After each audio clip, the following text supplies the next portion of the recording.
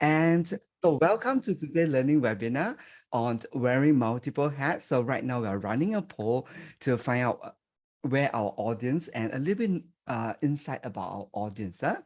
Great. So let's move to the second poll here. Now, do you consider yourself, for those who are currently working for the organization, which is 80% of you, do you consider yourself as a manager or slash leader as a coach? Well, yes or no. Well, if it's or a third one, which is not sure. Okay, so let's see. Okay. This is your self rating. Okay. So we have vast majority of people consider themselves as a coach or no, a leader or slash manager as a coach. Great. Now, what is interesting is the next poll. Okay. So I would like to know among the audience, don't enter the poll first. I want to know among the audience here, how many of you are responsible for a group of people in your organization? That means you may be playing the role of L&D, responsible for training and department of the organization, the functioning of the organization, and you're looking at, or you're in a position to look at building up the capacity of your managers. Okay, so this is what I meant, a leader of the leader. Okay, good. If you're not consider yourself as a leader of the leader, basically you are an individual manager. You are managing a team of your direct report. Okay, so that's what we're looking at. Wow, we got quite a huge percentage of our audience here who are in kind of like a decision making, has the power to make decision or given that responsibility, to be responsible for a group of people, as in a leaders, as a managers and stuff like that. So today's topic might be very, very relevant to this group of people. For those who are a manager, who are working with or leading a group of team, you will still find it very useful, but it's kind of like more pertaining if you are right now responsible to build the coaching capacity of your organization. Okay, so that's what we're looking at. So next, let's take a look here. Let's be very impromptu and fill up this poll. Now, for those who are working for an organization, whether you are a manager working with a group of direct report or you are working with a group of managers, I would like to hear from you regarding this emergence of leader as a coach, manager as a coach. What are some of the complexity that you are facing, or what are some of the challenges that you are facing, or what are some of your frustration that you are facing? Got it? I can see Kiwis laughing. Okay. Okay. Go to the poll now. Okay. Would love to hear, would love to read some input. Okay. But for some who don't prefer to type it, you can unmute yourself and kind of like share with us.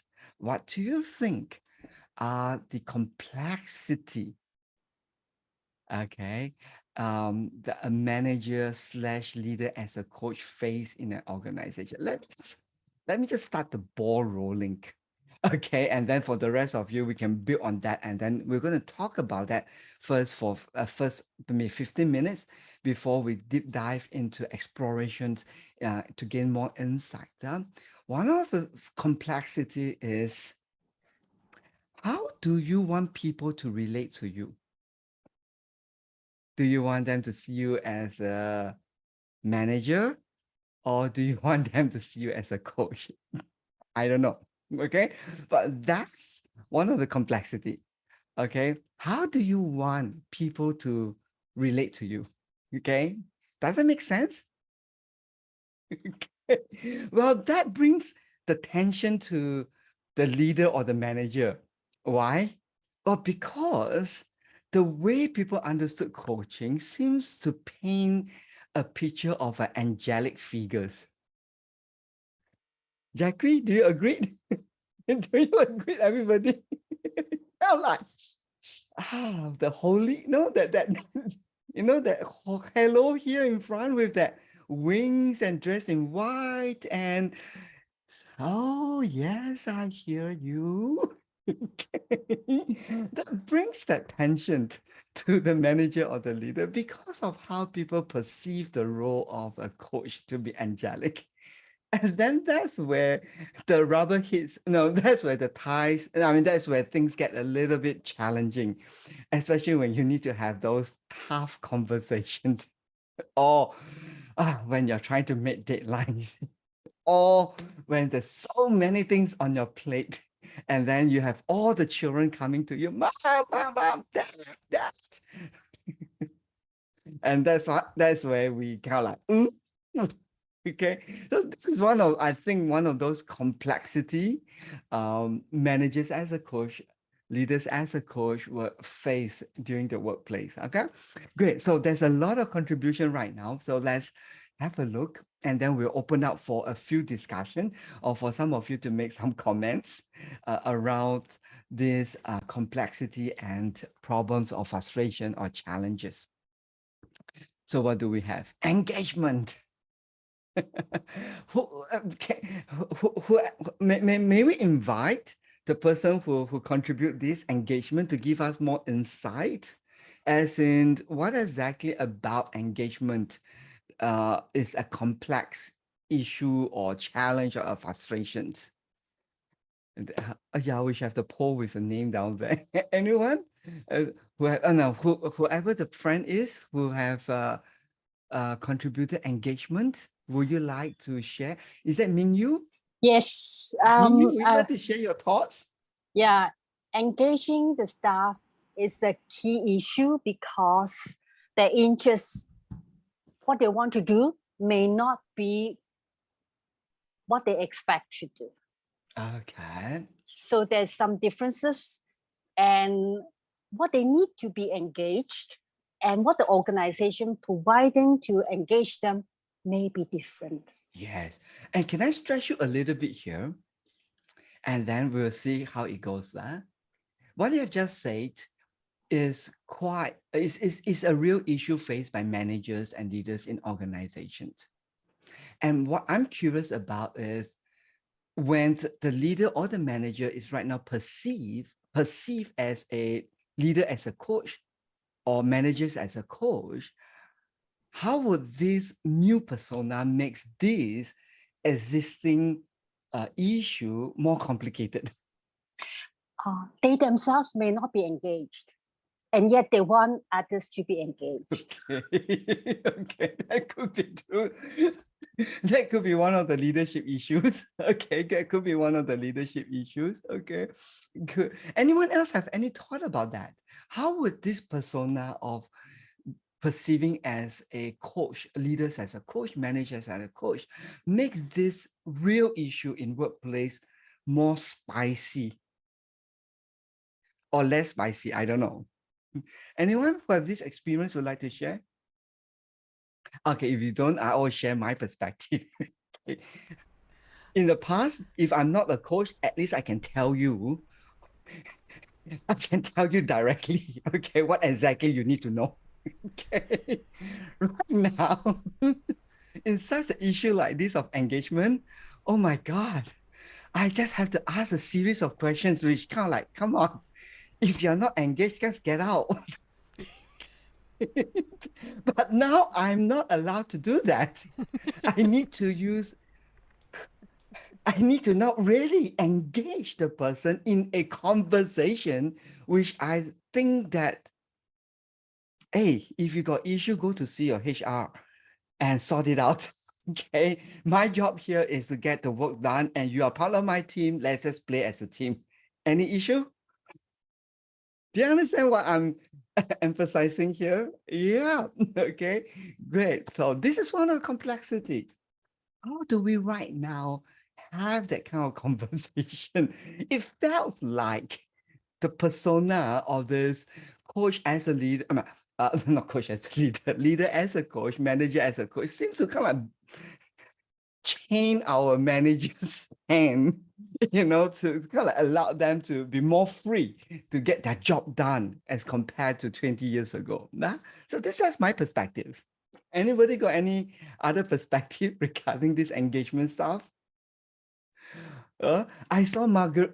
Okay, I saw somebody raise a hand. Kiwi, go ahead, Kiwi. Kia ora. So, in terms of engagement, one of the things that frustrates me is what you are in control of, or what your team is in control of, and what's outside of your control. And when the engagement issues that are being raised are outside of your sphere of control, how frustrating that is. Yeah. And how would that persona of coach as a lead, I mean, coach as a leader, manager as a leader, and leader as, no, why am I talking? Coach as a manager as a coach, leader as a coach makes this issue more spicy. I'm not quite sure what you mean about spicy, but you're more invested in it. Like there, you don't have that objective, independent view. You're Mhm. biased in your view. Okay, good. We can keep that perspective in. How about other people? Any thoughts about it? No? Ben, Okay. it's Oh, Danusha here. go ahead, go I ahead. think I think one thing is the understanding of what coaching actually means, right? So, in my prior organization, which used to be in Singapore, the scenario you described earlier was very much true, right? There's not necessarily an inclination to go through the process or have the patience to ask the questions, and it's more like giving orders, but then the challenge to now you have to coach. But then what I experienced was the same instruction or the same feedback would be given, but just by adding "I'm coaching" to the start of the sentence. So I think that level of understanding of what coaching actually means to managers that are given that responsibility is probably another complexity. Yeah. I think based on what we have here from Kiwi and our friends, just by the way, how do I pronounce your name? Dimsh, Danusha. Dimshula. Yeah, it's the fact that in coaching we all have been taught that we are not okay. Let us use the language of what our managers and leaders understands about coaching. Okay, let's just put aside our CMA, framework, away and let's just jump into the role of a managers and the leaders and see it from their point of view. The way they understood about coaching or the way they've been trained about coaching is that you cannot give them the solution. You need to, help them to find the solution. But in Kiwi case, come on, the solution is that there's no solution. Okay, because things are outside my control. And then here you are, you have to try to kind of like, hmm, okay, coach, as in use a coaching approach to work through a situation where you know there is no solution. Because you as a manager understands that, hey, these are things that's outside our control. Do you see the frustration there? Good. So yeah, coming back to that, helping people to find a solution, okay, it's quite frustrating. Okay, especially when the leaders or the managers are highly experienced in the operations or in the field, right? Because it's so much faster for me to just right. If you're a young manager or when the nature of the work that you're doing is relatively new to you, then okay, because you don't know what to do, you will ask questions naturally as a manager or as a leader. But when you are the expert in that particular field with years of experience, you will kind of like, oh my God, okay, what's there to ask? Just tell the person and, just get the job done. Do you see what I mean? So that's the frustration managers and leaders kind of like, "Ah."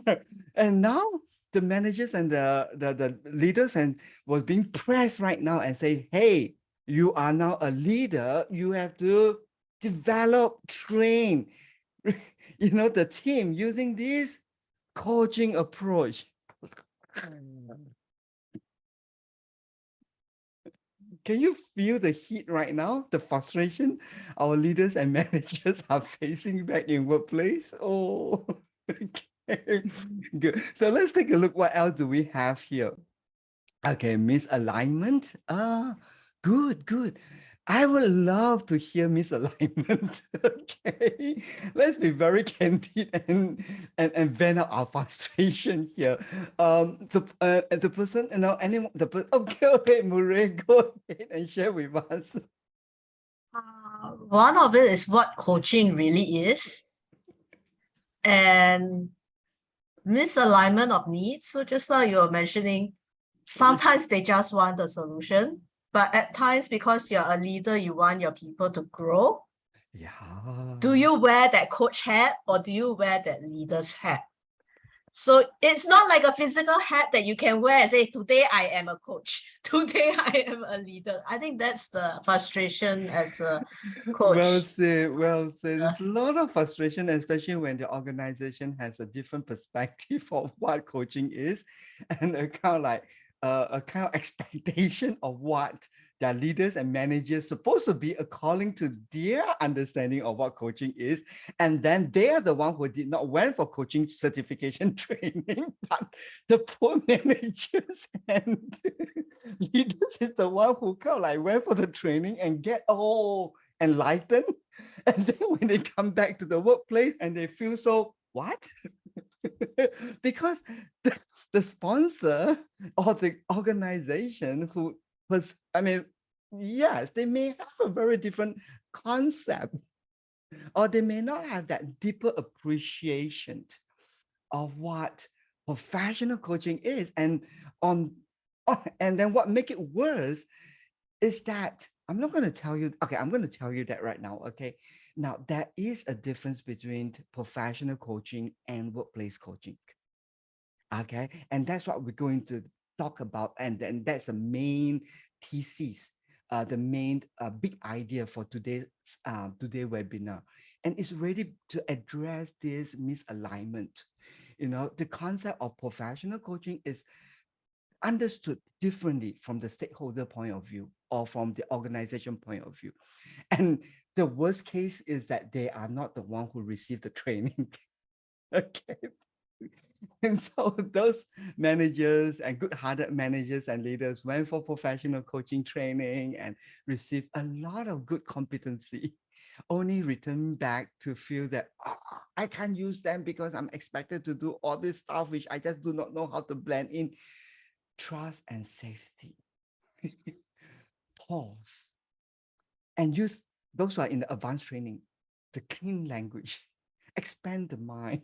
What expand the mind? Get the result. Okay, so that's such a not that there is a misalignment, but there is this gap that needs to fill up through better educations, more informed, understanding on what is realistic. And also, that I think there's a lot more that we can talk about later on as we move on to the move on to the learning webinar. But you all get the point. You all get the points, right? Good. So let's quickly look through what our friends has all contributed. I contribute to the discussion, development of people on the shoestring budget. That's a new phrase that I learned today.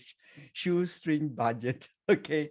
Challenge with consistency in leader. Yes, especially, yep, consistency in leadership across the organization, helping people to inspire, the transformation of organization coaching challenge for the people, changing the mindset and the culture. Yes, that is not something that can be undertaken in just one single activity or project or initiative.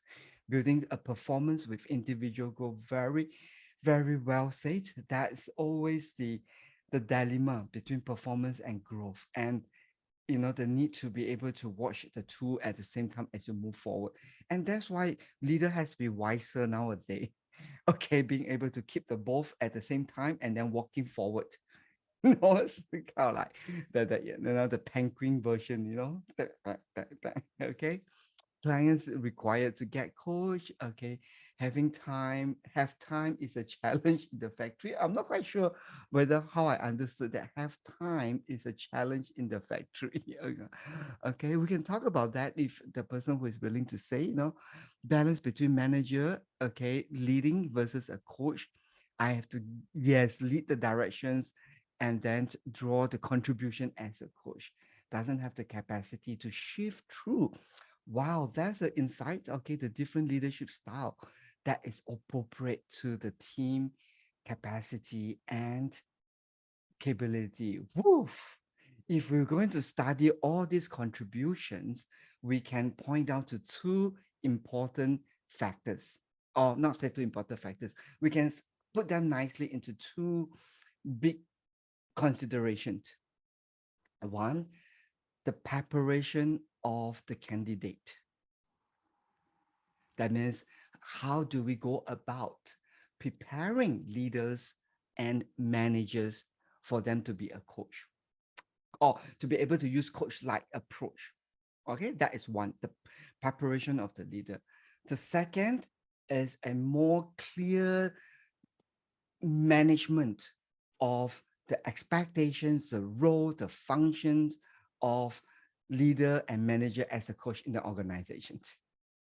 Okay, so these are the two that that I think are what this contribution is, and that's what we're going to focus on talking about it in the next part of this webinar.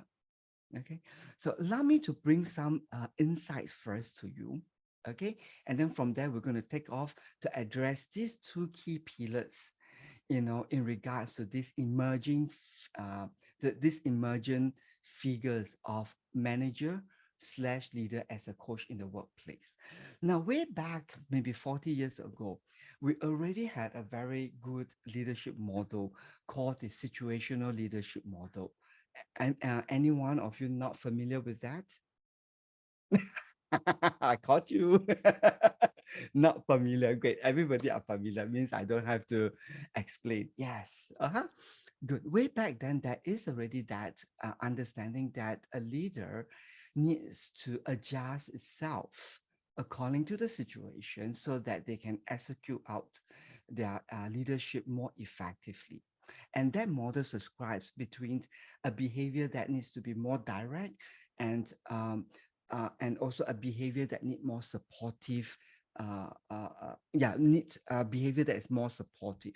By looking at this range of metrics, they come up with four very beautiful kind of like functions that leaders can adjust themselves according to how they perceive in terms of being more directive and being more supportive, right? So this is very, very beautiful. But during that time, when coaching was used in this leadership literature, it is not the same concept like the way professional coaching has been understood at this point of time. During that time when this literature was being published, the word coaching is merely means to help the person to develop or to grow. Okay, it's more in that regard of that I'm coaching you. It's more of developing the person and enhancing the person capacity. Now, while this model is very useful to say that leaders needs to adapt to the situation, but it doesn't solve, it is not a complete piece. Knowing that I need to adapt requires me to have the capacity to adapt. And then how do I adapt? That's another part that this model did not seem to address, right? Knowing that I need to use a coaching approach in this point of time doesn't seem to suggest to me how can I therefore navigate myself throughout the rest of the model of delegating, leading, or instructing. We all know that we need to do all these four functions. Agreed? To some point, we need to lead, we need to instruct, we need to coach, and we need to delegate, whatever that we know that these are the functions.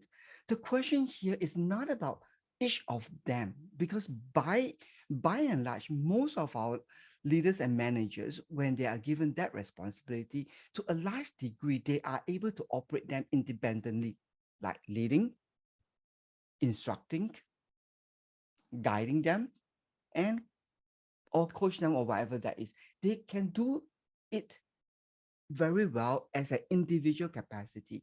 The question now is the adaptability, the capacity to adjust. That's the part that is not addressed. Do you see what I mean? And we presume that every leaders and managers have the capacity to adapt and change their role like a octopus. I just do not know how to pronounce that lizard, the reptile that can change his color. What's his name? What you call that, Jack? Chameleon. Can you say that again? Chameleon. Chameleon. They expect all leaders and managers to be chameleon by default. I don't really change color. I do change my outfit in terms of the colors that I go to work, but I don't really change the skin color. But they expect them to change as if that this is a second nature. And apparently, that's where we see where the opportunity is. It's not about they don't have the skill set. It's not about they don't have the attitude. It's just that they are not born with the capacity to change color immediately. Well, some do change color if you do paint on them, or you decided to put this. At one point of time in my training, in the training workshop that I did, I literally kind of joke with them, but they took it very serious. I said, well, to solve this problem, just give managers a different hat. Manager hat, coach hat. You know what I mean? So they just have to wear their hat in that conversation so everybody knows, okay, he's now a task manager right now. He's supposed to speak to us like a slave driver right now to get our job done, because it's kind of like, I'm putting my hat right now. Do you see that? This hat is called getting job done hat. Okay, so I'm not going to talk to you with questions. I'm going to just tell you why you did not do that. Okay, so it solved the problem if they can kind of like get the hat on. But the question is, even if you have all the hats on the table, are they able to pick up the right hat in that moment of that conversation? Now, so what we are talking about is not just being able to execute coaching skills or leading skills or leading in a coaching-like manner.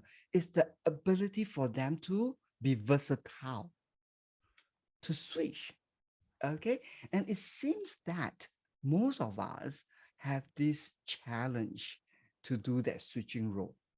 Okay, good. Agree, everybody?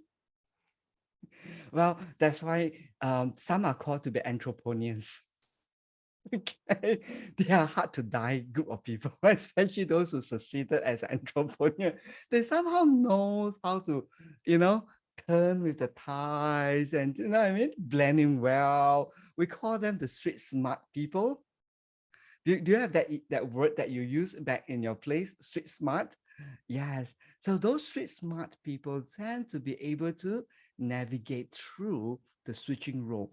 And henceforth, if you can give them the skills, wow, they can navigate this complexity with relative ease versus those personality that is a little bit more, yes. Okay, good. So, but the bottom line is we are addressing the adaptability capacity as primary, rather than trying to fill in the gap of boost up their coaching capacity. Okay, so that's my personal conviction. Now, just want to pause here for a while to see, is there any contribution or anyone would like to add on to what has been said so far? Chad, do you want to contribute some ideas? I mean, anything to add on to what has been said?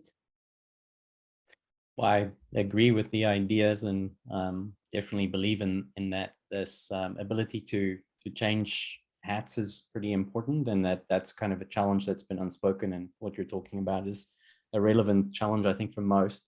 I think there's also a consistency thing that's part of that, like being consistent about in such certain situations, you can expect me to use this hat, so that people know what to expect from you and how you're going to be behaving. So it's just having the capacity as a leader to shift but also being consistent in communicating why you're shifting, how you're Yes. shifting, and how people can expect you to behave. Wow. Isn't that the problem of the 21st century communications? I mean, I don't know. Me and Joe, I mean, all of you know Joe Nelligan. Well, we all agreed. Oh, let's not text each other in WhatsApps when we got issue to talk about. Let's just pick up the phone and talk about it. And I just don't understand how people can exchange information through WhatsApps. I mean, I don't know. Maybe I'm just a dinosaur. Okay, yeah, I'm just a dinosaur. I mean, I don't use mobile. Like, I mean, just like, you know what I mean? Why can't we just pick up the call and just talk about it? It seems like communication, talking about things, is getting harder and harder. Okay, well, thanks to technology. Okay, thanks to technology. Trust me, if we take away your mobile, wow, everybody will start talking. Let's meet up over the cafe. Let's just sit down and talk about it. And that's how I was raised up way back. Okay, like in those 80s, 90s. Okay, when no, yeah, when my director told me, well, Ben, lesson number one you need to learn as you rise up to the leadership position. Learn to talk about it. A lot of things is all about just talking about it. Don't shoot an email. Okay, don't shoot out an email and BCC or CC everybody and BCC whoever you don't, whatever that is, it doesn't work. Okay, just invite a person just for a coffee, sit down and talk about it. Spend time, go down to the office, go down to the field, go down to that person, go down to wherever that is, sit down and talk about it. Now what do? We send SMS message. If not otherwise, email. And if you don't reply immediately, yo, what is this person doing? Just send, no reply. Do you understand what I mean? So all this technological advancement somehow remove something away, which is fundamentally communications, right? Just like what Jack has so beautifully said, being able to express your need, your expectations, and being able to kind of like, walk people through. This is how I'm thinking. Wow, it wastes time. Yeah. Think about the consequences if you don't do that. Good. Yeah, we have our friends from Nigeria. Kayode, is that how I pronounce your name? Yeah, Ben, you're very right. Coyote. Yes, go for it. Share with us. Yeah, I've been thinking about the conversation so far, but I'd just like us to think of a typical well-structured organization Yes. where roles and responsibilities have been adequately defined Yes. and everybody knows what is expected of them. Yes. If a particular leader happens to have acquired a coaching skill, Okay. and some subordinates are just being or having very terrible attitude at work, Yeah. how does that leader now apply those skills, knowing fully well that they're just his own personal skills? The organization has not employed him to be a coach within that system, Yes. but he also knows that it is in his own interest to be able to bring up his subordinates, especially his direct reports, so that they can work very well. But what if those people don't shift in their attitudinal behaviors? I think Precisely. that can be very challenging and frustrating. Yes, yes. And I think you hit the nail at where it is. The complexity of internal coaching, leaders who are trained with coaching skills as much as, I mean, the leader that has been trained with coaching skills is not just attending a coaching workshop, but being trained and being certified with the full capacity as a professional coach. These are all issues that needs to be very clearly talk about it in organizations, but unfortunately, a lot of such interesting issue was not clearly discuss, right? And hence why we create a lot of such complex situations. And what Coyote was mentioned was the next point that I would like all of us to think about. Is there a difference between internal coaching and a manager who is trained as a coach, responsible for a team, doing coaching? Wow. Yeah. But let me tell you the reality. The reality as I have with interacting with organization is let's have a coaching culture. We're going to train our managers, send them to ICF certified coaching training program. They'll be all certified as fully coached. At most, we pay them to be credential coach too. And then they will have the coaching capacity and they will coach their staff. We solved the problem. Then we got a coaching culture because 30 of our managers are all ICF credential coach.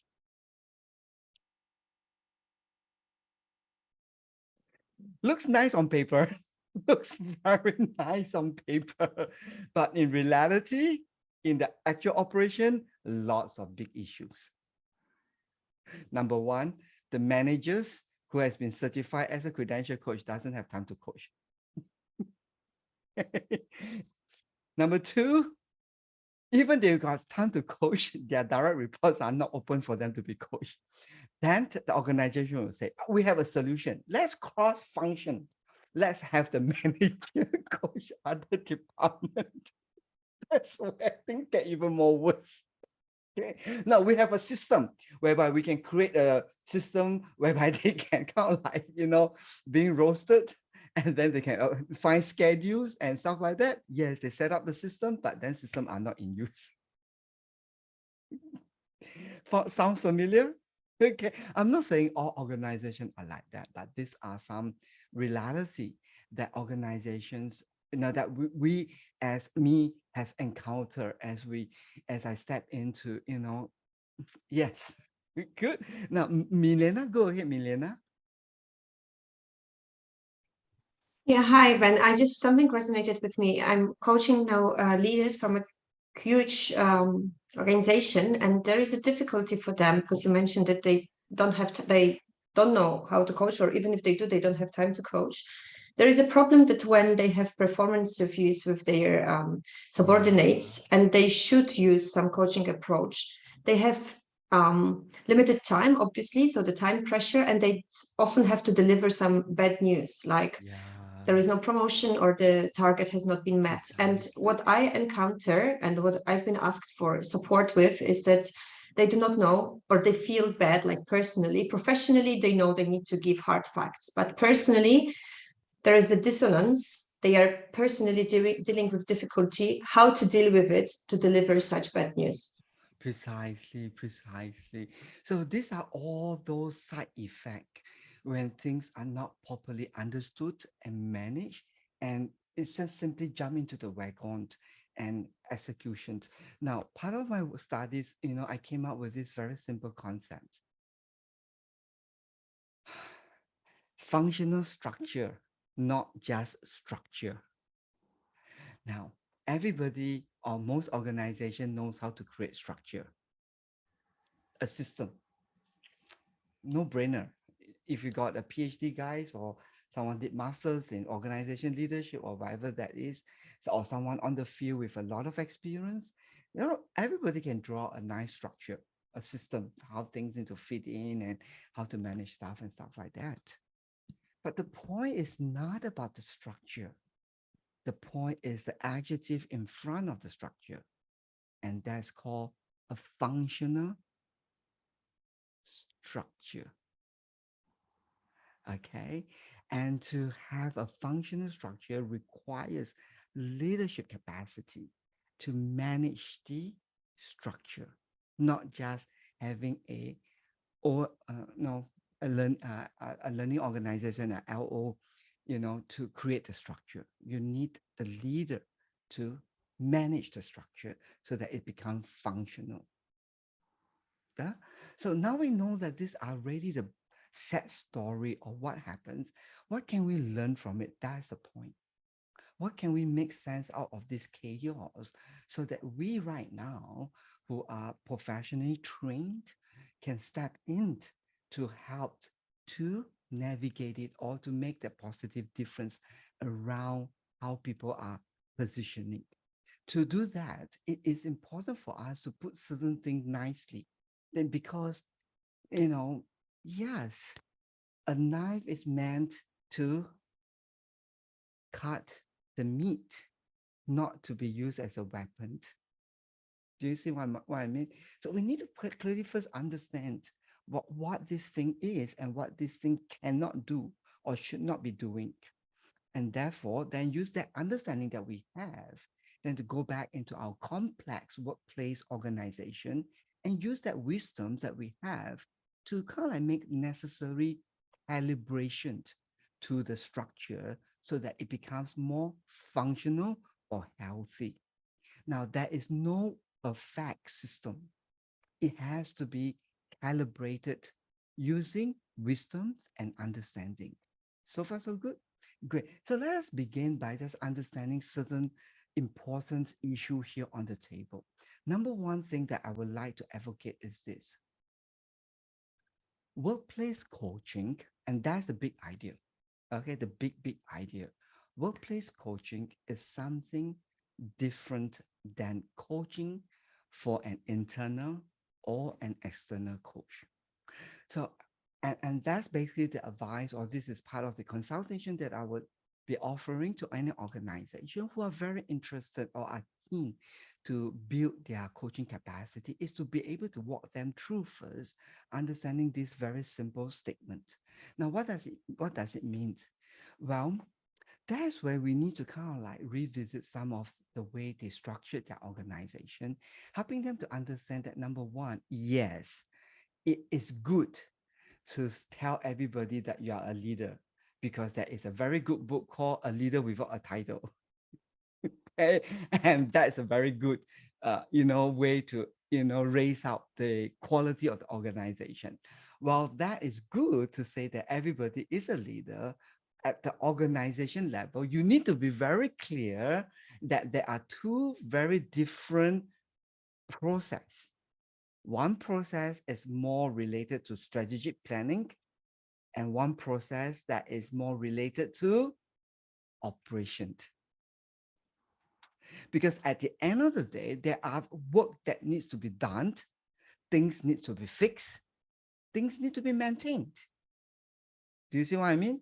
So there will be someone who has to undertake or to ensure this particular operation is keep intact.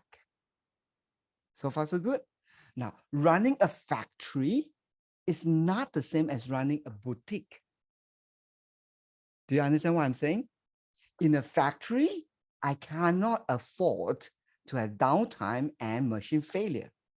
Productivity, timing, planning of resources are all key considerations. But what I'm thinking of when I'm operating a factory is not the same as I'm right now running a boutique, where customer service, nice and beyond, it's the important factors. Can you see the two different worlds? Great. If that is true, that factories is not operate the same as a boutique, it is the same in an organization that there will be certain roles that have to be more focused on operations, and certain roles has to be more focused on strategic planning. To make it very easy, I still prefer the conventional way of saying managers and leaders because it makes things so easy. Managers, help to get the job done. Please, we need you. You're very important. Leaders, lead us. Got it?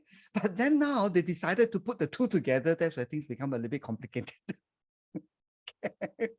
But function in the organization structure, it is always important to know that, hey, this person, is it more doing 80% managing, or is this person doing 80% leading? And you have to make sure you get the right fit. Okay? You don't get a person who is capable of leading people to try to do Operation. Now, one good example is don't ever get Ben to maintain anything. He's very bad in details. Okay? He's good in planning things and get everybody started and get everybody run for it and die for it. But then when it comes to maintaining it, ayo, there's a lot of loopholes. Forget deadline, forget these little details, forget to inform instruction. You know, do you understand what I'm trying to say here? Okay, good. So at the organization level, there are a difference here. And what's the implication? So if that is true, that in an organization, there are functions that is more operation, function that is more strategy, it means that the role, the execution is very different. The process of doing that job is different. One has more to do with leading, and the other is more involved in doing managing. Now, what we are looking at this new emergence of a coach-like persona mostly falls in this category of people, whereby their primary role is more of a manager of managing the task and getting a result from it. Henceforth, the kind of coaching expectation from this group of people is relatively different from someone who is expected to lead people that involve developing them. So if that is the case, then the way we train this group of people is not going to be the same as how we trained those who are a leader as a coach. Am I making sense here? Good. Why? Because we need to always bear in mind their operating environment, the context in which this group of people operates. They have this important role of making sure that results are being delivered.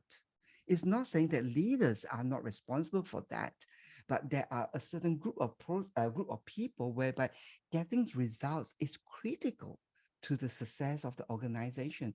And as such, their operating environment requires a different breed of coaching approach that is different from a leader who is leading and developing people. I'm going to show you an example of how that might sound differently. Just listen to the next, just look at the next part of this slide. Okay, and I want you to tell me, can you feel the difference in the conversations? Okay, so I'm going to show you a certain conversation and let me know, is there a difference here? Okay. So tell me more about this. What concerns you most? Okay. So what's the real challenge here? What's the real issue here? So what's the real problem here? Great. So what can we do about this? Okay, so this is one conversation, one approach here.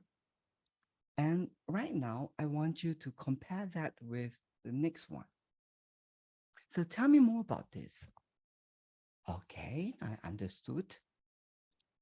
What makes you think so? Okay, that's what you are thinking about. Am I correct to say that you are saying this, blah, blah, blah, blah, blah? Okay, good. You know what? Here is what I think. And you offer your perspective. You offer your input. Then after that, so do you have a different information or do you have a different perspective about it? You listen to the person response. And then, okay, that sounds good. So how else can we look at this? Okay, that sounds reasonable. So what do you think? How will this affect our stated commitments, our goals, our plans, or whatever that is? Now, share with me, is there any difference between these two conversations? And if yes, what can you tell me about the difference?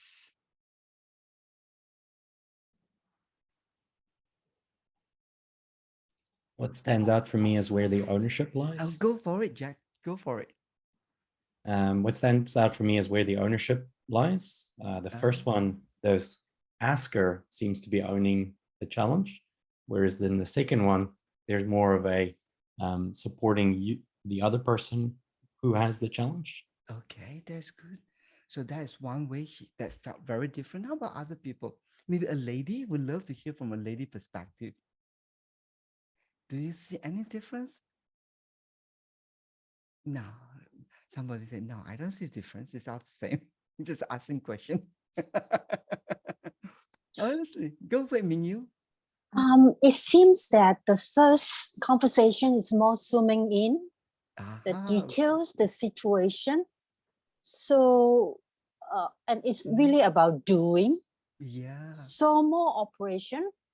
And then the second one is more about understanding the thinking and perspective, and also that's, I mean, both are a question, but it seems that for the second one is more about the person's thinking perspective. I don't know, that's my feeling. Yeah, that's good. That's good. Anyone share the same opinion, like how Mingyu felt it? Right? Kiwi, go for it, Kiwi. Oh, you're on mute, Kiwi. Putting my hand up to say I agree with Mi Yin. One was honing into getting to an outcome, whereas the later one was about actually expanding the mind and looking at the perspective. Yes, that's good. So now can you see the difference between leading and managing right now as how the conversation now portray that approach? The difference in terms of, that kind of conversations, right? So what we're talking about here is basically that, number one, we need to recognize that vast majority of the so-called managers as a coach, basically they are entrusted with greater responsibility to get a certain results and outcome. And therefore, it doesn't mean that they still can use a coaching approach. However, the coaching approach that they are learning sounds very different from the second conversations, whereby it is more people-centric, it's more eliciting people opinions, hearing them out, and the partnership between the two of exchanging opinions and ideas and co-creating and stuff like that. Can you see the two different approach? Right? Great. If we are all clear that, hey, 80% of our managers are expected to actually do the first conversation, then don't expect them to do the second conversation. And they still can use a very good coaching approach that is customized to their operating environment, in which they can use it to create effectiveness without them getting held back. Right? They still can get the result and still ask questions to get results. Do you see what I mean? And it doesn't make people feel like the questions that they're asking makes them just kind of like close-ended questions, yes and no, or whatever that is. To some degree, those questions that the first conversation was being presented do trigger some form of thinking, but it's not as rich as the second conversation, where it's more looking at the other person's perspective. But again, if 80% of the responsibility of the manager is to get the result done, why do you want to make it so difficult for them by asking them to do the second part of the conversations, right?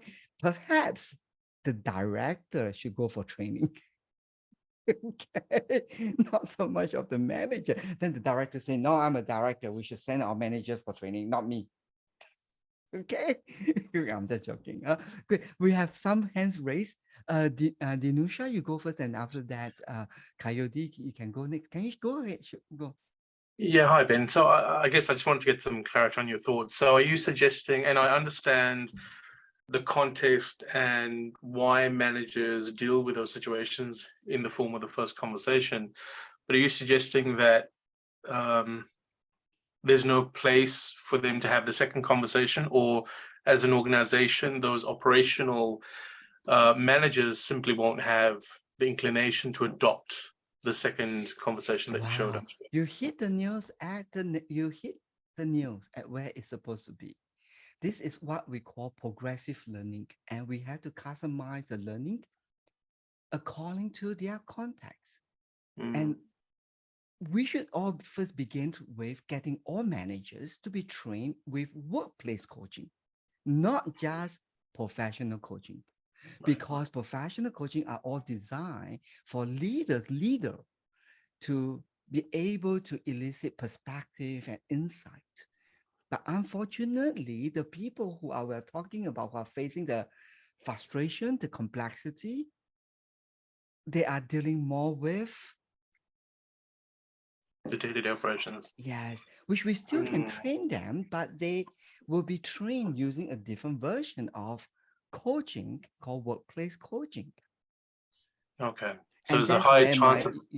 go ahead. Sorry, go on. Go for it. So what you're saying is there's a high chance of them adopting the workplace coaching approach as opposed to expecting them to make a huge leap to go into the professional coaching space. Yes, yes. That makes sense. And Okay. that's where I say, even right now in the market, okay,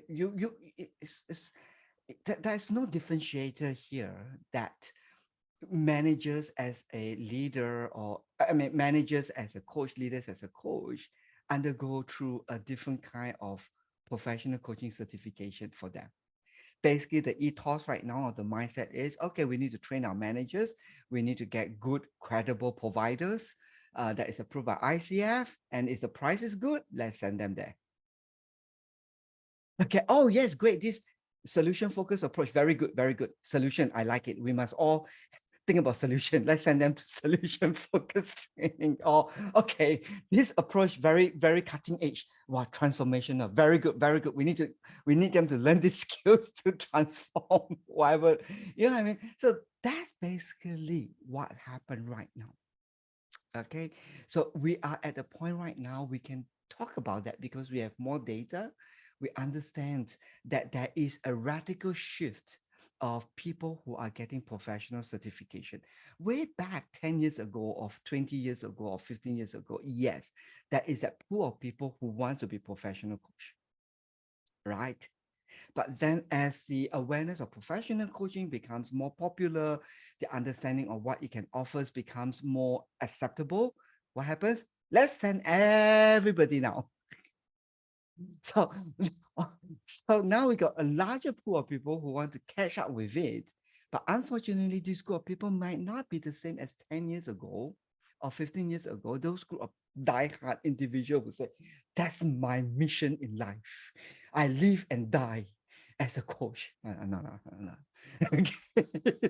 But do you understand what I mean? That there's a changing landscape in terms of what is available and what people can access to, and the market, the audience that is coming in is changed.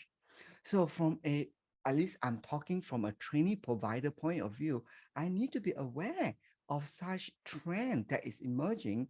And in order for me to be able to make a difference, my product should address the operating environment and make life easier for the managers and leaders as a coach. Now, if you're going to teach leaders and leaders and managers how to use, I mean, if we're going to teach this group of people, the managers, how to use this conversation, do you think they will like it versus teaching them to use this conversation?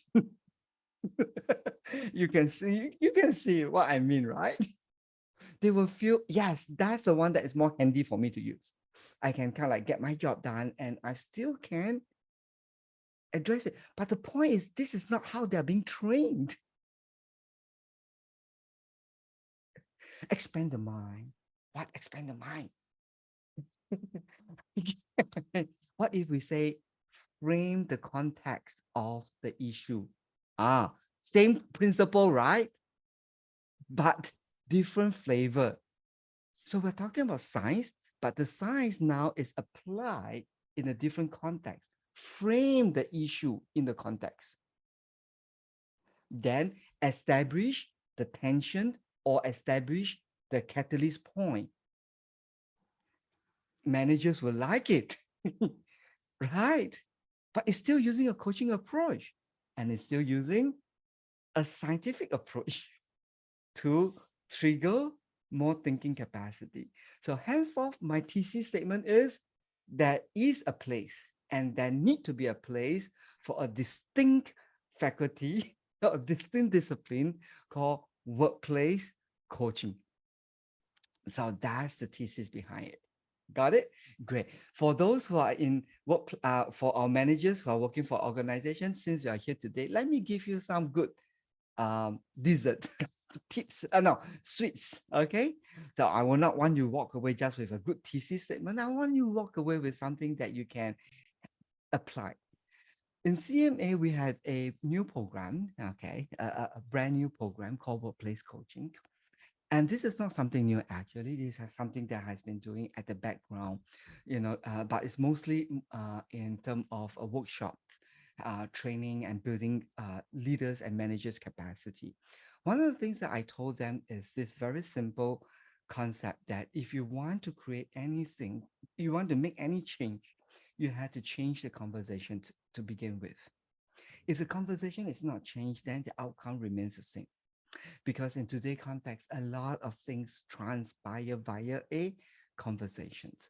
So typically for a manager and or a leader who wants to establish themselves in the 21st century, they need to understand that fundamentally they have 4 different kinds of conversation that they need to be aware of.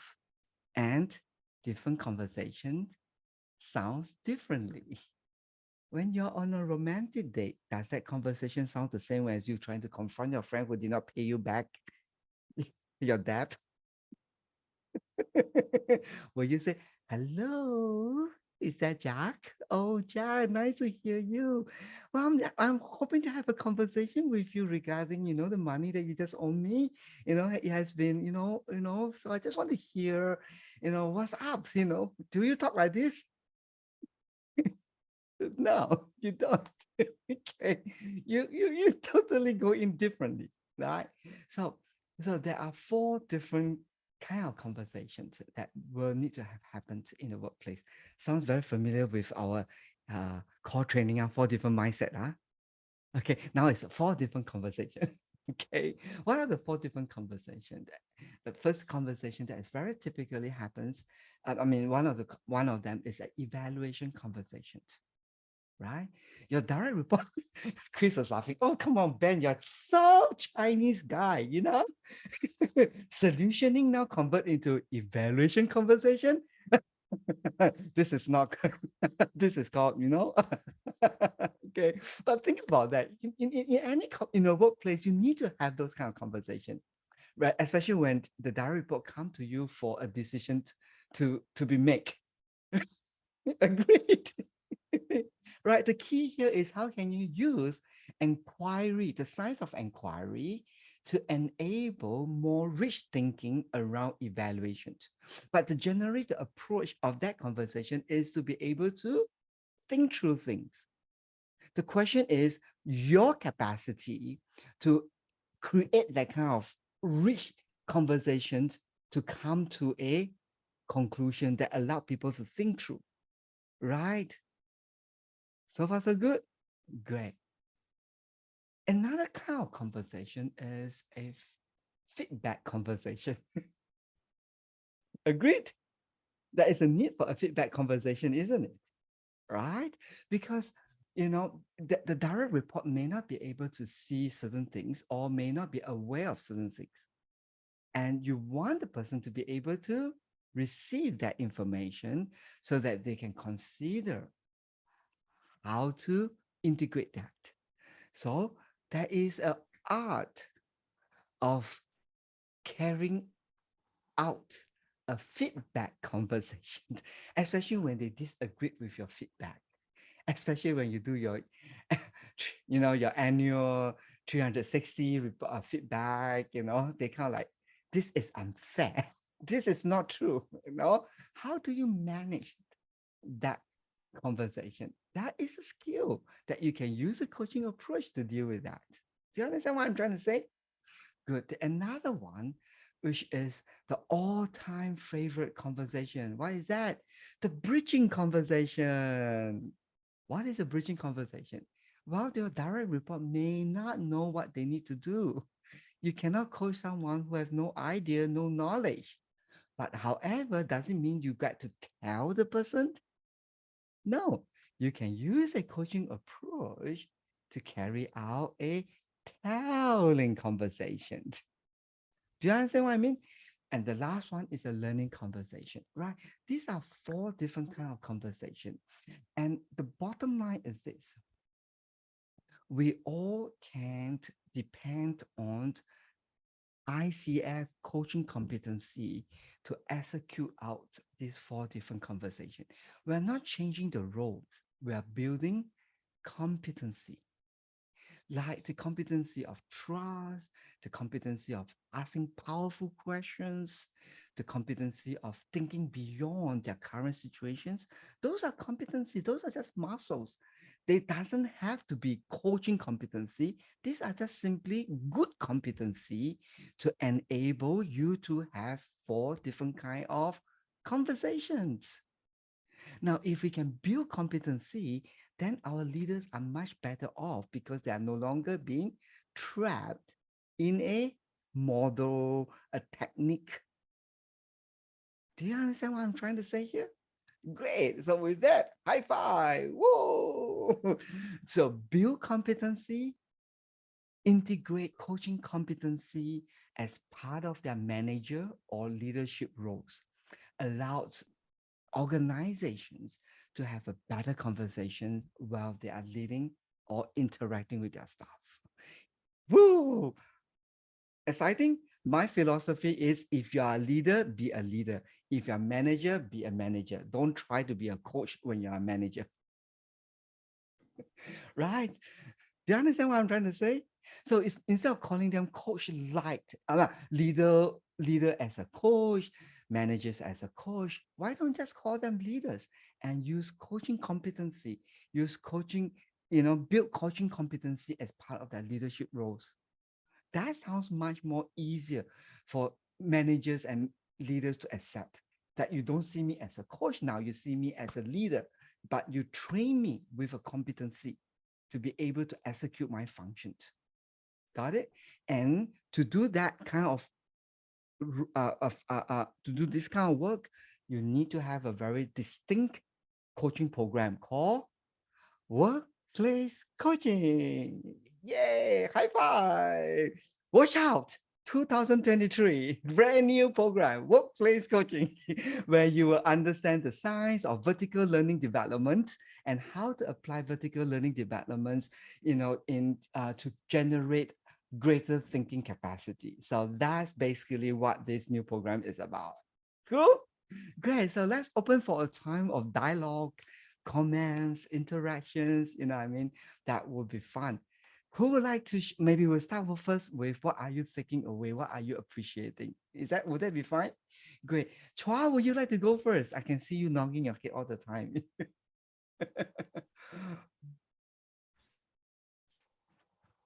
You're on mute.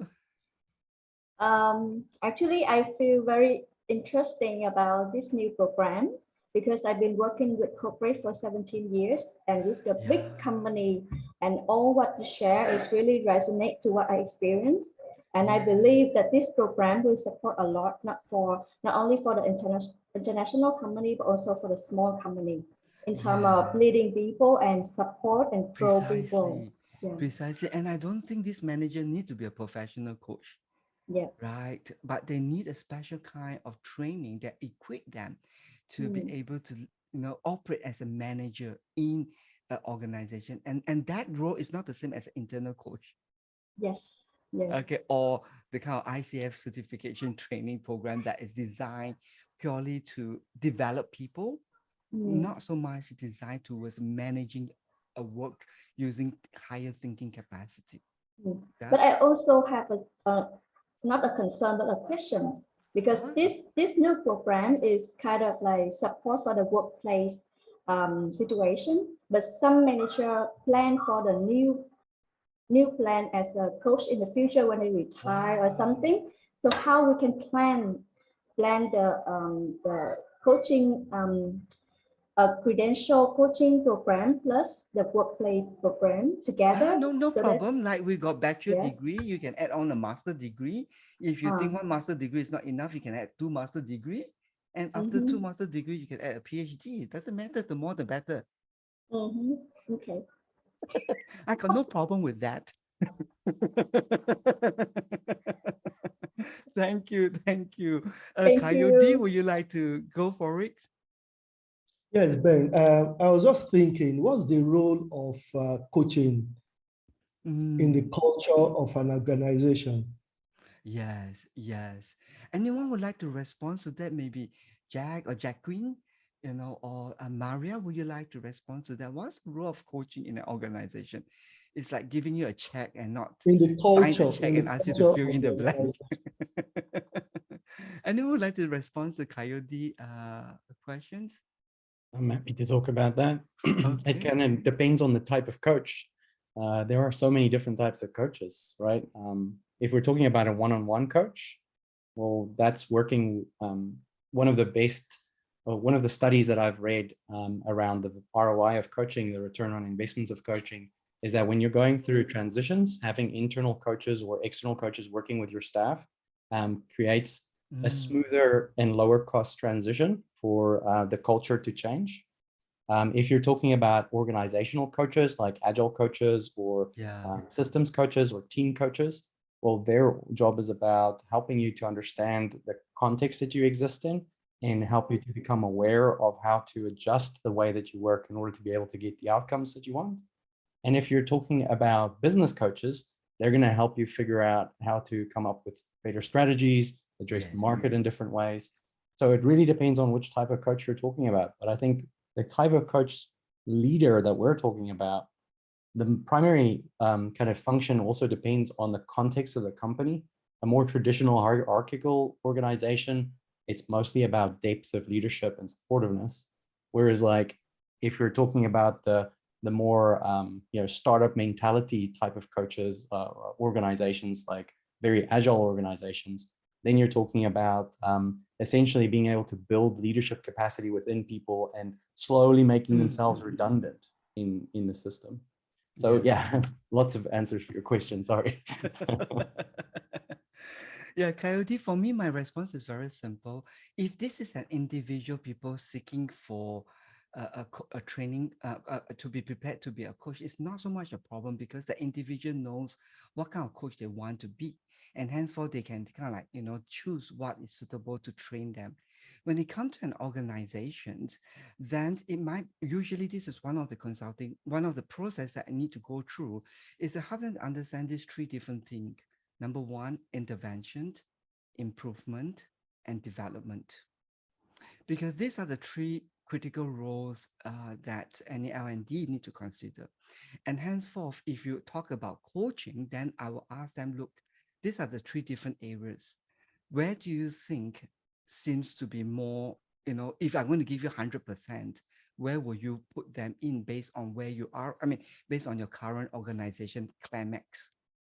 So for some organization, they will immediately see, hey, I need coaching more to address intervention because a lot of things are not coming together. We need to be able to help our teams or people or whatever that is to quickly put the pieces together. So that's where then, okay, this is coaching is around interventions.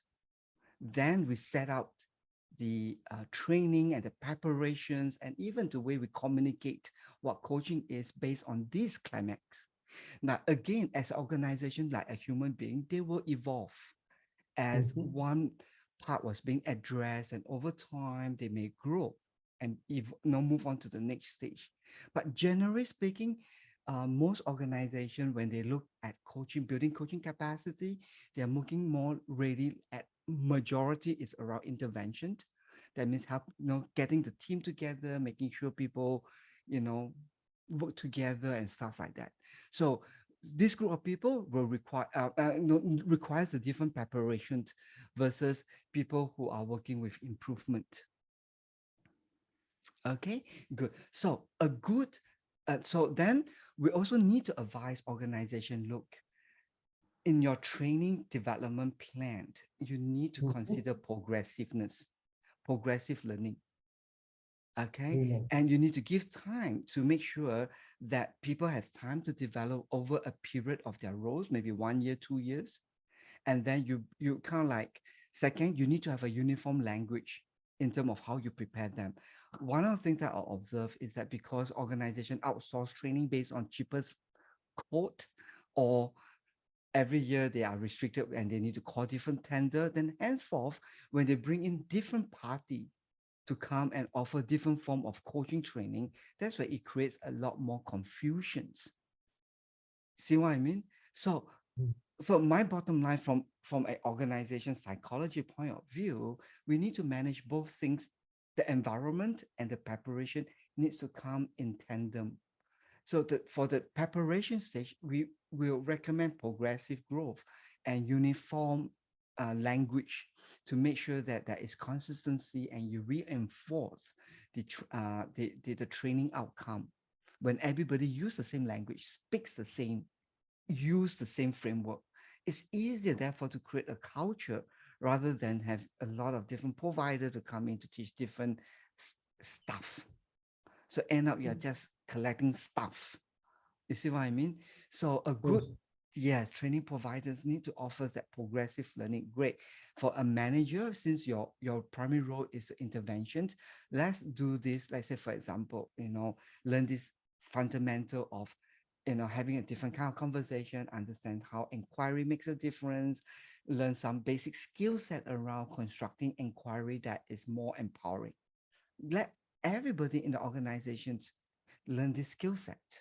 Then you will be able to create a culture that address your primary concern about intervention, because you see that things are not putting together, but now you're helping people to have the language to work together right now using a so-called coaching approach, whereby we can build on certain competency like trust and respect and blah, blah, blah.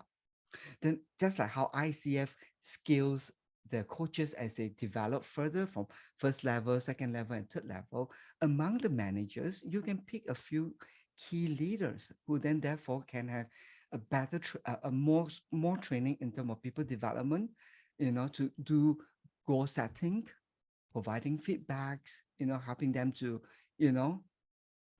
set goals and manage themselves. You know what I mean? So that's where, this ICF, the training, that the core training will become more relevant.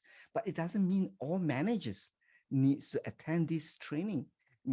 I will recommend set criteria. Like, for example, if this manager is responsible for a team, and this manager is responsible for performance, this manager is responsible for growth, great.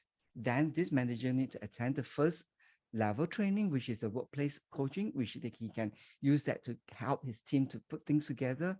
Then apart from that, he also been trained on how to have a conversation around performance and growth. Right? Then apart from that, if you really want to have your internal coaching, then we can have the next level of training that train these people more professionally with more capacity to create change. Right? But not all of the managers who went to the second level, need to go to the third level, right? Because you may be only picking up just only a handful, whereby you want to kind of like, refer those problematic cases or those hard cases and send them to this group of people. And then you have the peace of mind, because you know that at least this person went through this range of training, and these are in-house people. They should be able to do a better job than to get an external coach. But to do all this requires proper planning. Yeah. Okay. Unfortunately, organizations are not willing to pay consultation fees. Well, okay, fine. That's fine. I'm fine with that. Okay. Do you see what I mean? Yeah. Yes. Okay. Are we all enjoying the learning session today? Finding it useful? Okay, great. As our time is coming to end, perhaps we have each of us to quickly share what are your takeaway, or what is it that you enjoy most in today's learning? Will that be good? Okay, before we do that, let me give announcement. Yeah, next month, 3rd of August. Is that 3rd of August? I think so. The email was just sending out. Yes, we're going to have part 2 of this series. The part 2 of the series is coaching as a leadership approach. Okay, today, this month is coaching as a management style. Okay, next webinar, we're going to talk more specifically around the role of leadership, and we're going to talk about dialectic conversation versus dialectic conversation. You might be thinking, what dialectic? Okay, great. Layman language, diagnostic approach versus dialogic approach. I mean, having a dialogue.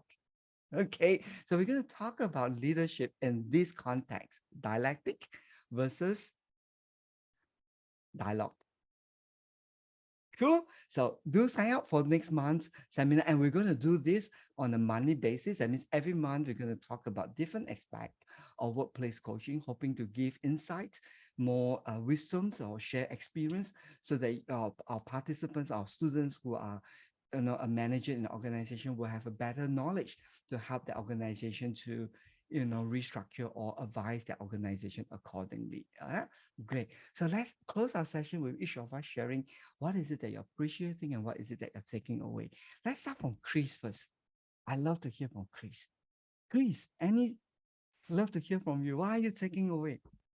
I guess the opportunity for workplace coaching as a amenable option to allow people to flex in different stances without carrying kind of the broader responsibilities of an ICF professional coaching. So it's the relevance to the context that I'm taking away. And all managers will say, yeah, we can go for results. But we still tell them, you cannot tell them, but we're going to equip you with a better questioning syntax. That sounds like you're telling them, but you're not telling them, but you're provoking them. Now, the training that you all went through at the core level are more evocative approach that is more suitable for leadership positions, big idea perspective, how you make observation, chunky things up, see the main idea issues. Those are more at that level. But for a manager level, their coaching approach are more towards a provocative approach. Okay, so it's just a two different strengths, but both can be transformational. That's CMA technology. Okay, great. Maria, would you like to share what are you taking away? Thank you, Ben. It was truly an awesome session. And I enjoyed this perspective really on the manager as a coach, not just conducting and delivering really a coaching as an additional responsibility. Yes. Yeah, but really integrating the coaching skills and integrating the coaching conversation into daily operations. Yes, agree. And managers will be so happy because no more extra responsibility. You're just helping me to expand my capacity. That's all. Expand my capacity to have a different conversations. That's all. So they don't have to bring that heavy identity crisis. No, I'm supposed to be angelic. Oh, no. Angelic, smile. Okay. Noni, what are you taking away? So I'm really short one so that we adapt in the moment. Yes. They are not chameleons or octopus. They can change color that fast. They got a lot of things to do. So they Correct. don't Yeah. to change color that And I think fast. the main key thing would be the moment though, because of sometimes you have to be, switched in between depending on which hat you are wearing. So yeah. Yeah. So we train them with good conversational skills.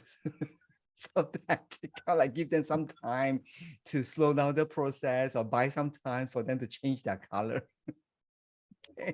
Absolutely. Hey, I'm not joking.